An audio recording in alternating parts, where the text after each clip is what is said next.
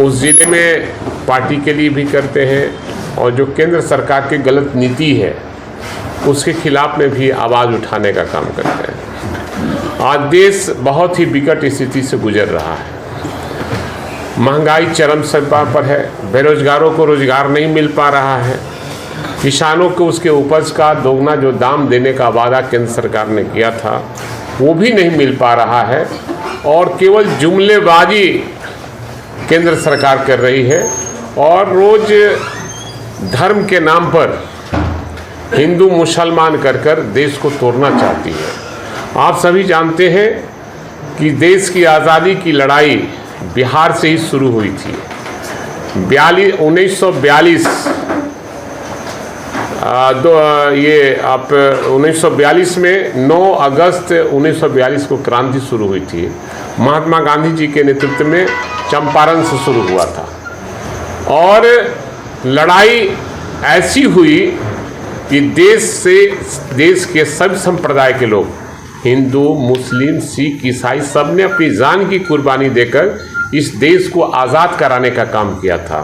और जो अंग्रेज़ों के दलाल थे वो जनसंघ उस समय का, आज बीजेपी और आरएसएस के लोग, ये लोग अंग्रेज़ों के दलाल थे और इन्हीं लोग के मुखबिरी की वजह से भगत सिंह जैसे सैकड़ों ऐसे लोग को फांसी की सज़ा मिल गई जो अंग्रेज़ों के दलाल थे। आरएसएस और बीजेपी आज देश में वो शासन कर रहे हैं। महात्मा गांधी के हत्यारा कौन था? नाथूराम गॉडसे था। नाथूराम गॉडसे के ये लोग खानदान हैं। जो नाथूराम गॉडसे के खानदान राज करे किसी देश में, उससे क्या भरोसा किया जा सकता है? ये देश तोड़ने वाला दल है। ना इंसाफ किसी को मिल सकता है, केवल धर्म के नाम पर बिहार देश को बांटना चाहती है। उसी तरह 9 अगस्त 2022 को माननीय मुख्यमंत्री नीतीश कुमार ने पद से इस्तीफा देकर और महागठबंधन में शामिल हुआ था। एनडीए को छोड़कर महागठबंधन में शामिल हुआ था 9 अगस्त 2022 को।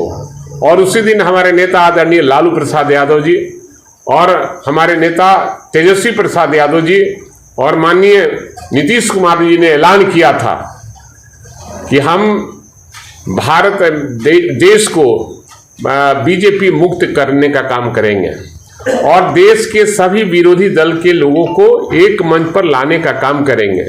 आप सभी जानते हैं बिहार अंगड़ाई लेती है तो परिवर्तन होता है। बिहार समाजवादियों का गढ़ रहा है और जब जब बिहार से बिगुल फूकी जाती है, चाहे 1974 का मामला हो, चाहे वो 1942 का मामला हो, देश की आज़ादी का हो, फिर इमरजेंसी के खिलाफ में भी बिगुल बिहार से ही फूका गया था।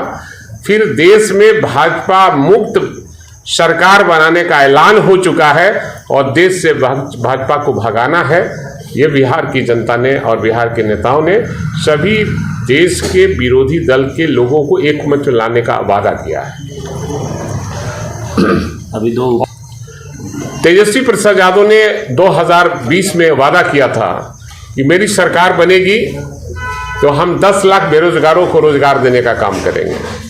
सरकार उस समय नहीं बन सकी, लेकिन फिर हम सरकार में शामिल हो गए हैं और उस वादे को याद किए हुए हैं और मुख्यमंत्री उस वादे को आगे बढ़ाते हुए 15 अगस्त को उन्होंने कहा था कि तेजस्वी प्रसाद यादव जैसे नौजवान जब मेरे साथ हो गया तो हम कंधे से कंधे मिलाकर बिहार के लोगों को 10 लाख से 20 लाख बेरोजगारों को इस 3 साल में रोजगार देने का काम करेंगे।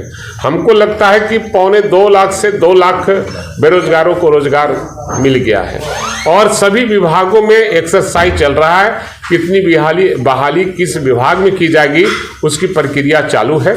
हम अब अपने वादे पर कायम हैं और हम अमन चैन चाहते हैं और बिहार में जो क्राइम हो रहा है इसमें कहीं ना कहीं बीजेपी के लोगों का हाथ रहा है और बिहार को तबाह करना चाहती है और यहाँ की जनता बर्दाश्त नहीं करेगी।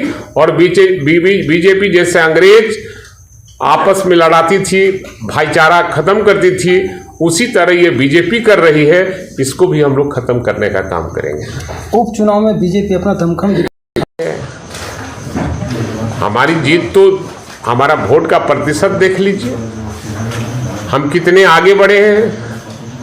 और बीजेपी के कौन नेता नहीं किस क्षेत्र में गया और धन बल से लोगों को खरीदना चाहा, लोगों ने उसको नकारने का काम किया। इसलिए हमारी जीत पक्की हो गई और आने वाले दिनों में भी हमारे महागठबंधन पर मुहर लोगों ने लगा दिया है और आगे महागठबंधन की ही सरकार बनेगी। और हम चाहते हैं कि देश में इसकी चर्चा शुरू हो गई है कि देश में हम व्यक्तिगत हमारे अपनी राय है कि जिस तरह से आज़ादी के बाद से हमारे यहाँ राष्ट्रपति बिहार के हुए थे, इस पर हमारे यहाँ का मुख्यमंत्री बिहार का ही प्रधानमंत्री हो, ये हमारी व्यक्तिगत चाहत है कि बिहार के लोग ही देश का प्रधानमंत्री हो, सब लोग इनको मानने का काम करें। ऐसे तो सम्राट चौधरी कहते हैं कि राजद या महागठबंधन किस जीत की बात करती है। मोकामा में जो जीत हुई उसका क्या प्रतिशत रहा है? पहले के अपेक्षा कम मत आया है। मैं उनसे पूछना चाहता हूँ कि गोपालगंज का क्या हाल हुआ। गोपालगंज में तो हम जितने हार गए हैं, वहाँ का हाल वो बतावे ना। उनको तो सारे जगहों से खदेड़ दिया लोग और हम सभी जाति बिरादरी के A to Z की पार्टी हमारी है, सब A to Z के लोगों ने हमने वोट दिया है। और उपचुनाव में जानते हैं कि वोट का प्रतिशत कम होता ही है। और गोपालगंज में भी हम चुनाव जीत रहे थे, इन लोग धन बल के वजह से कुछ वोटों से हम वहाँ जरूर हारे हैं, लेकिन हमारा वोट बढ़ा है, घटा नहीं है।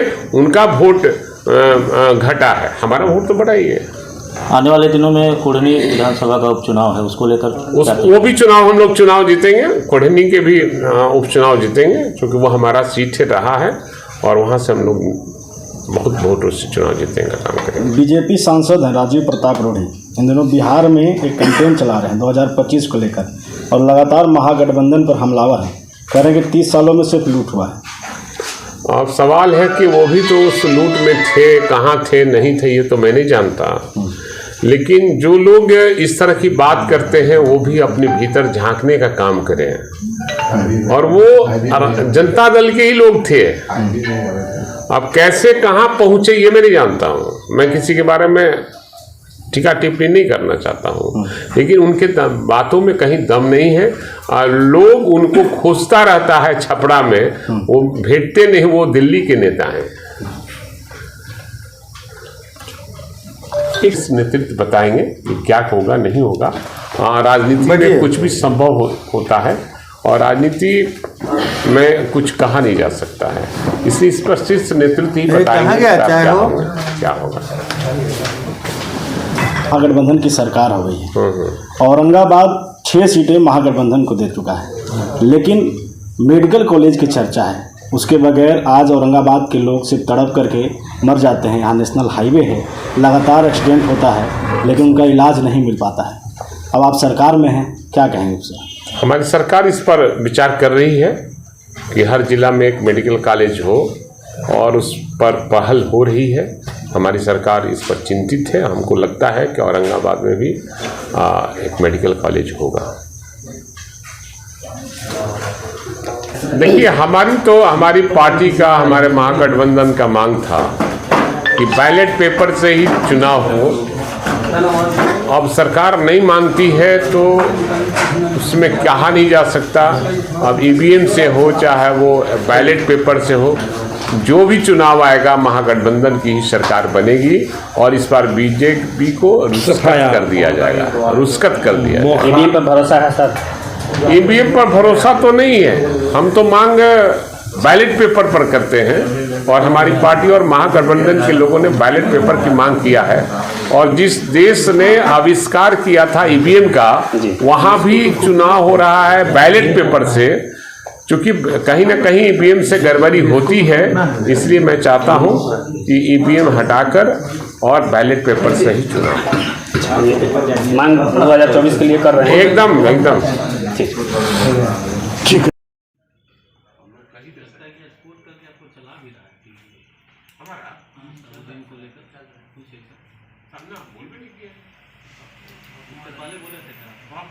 बोले थे,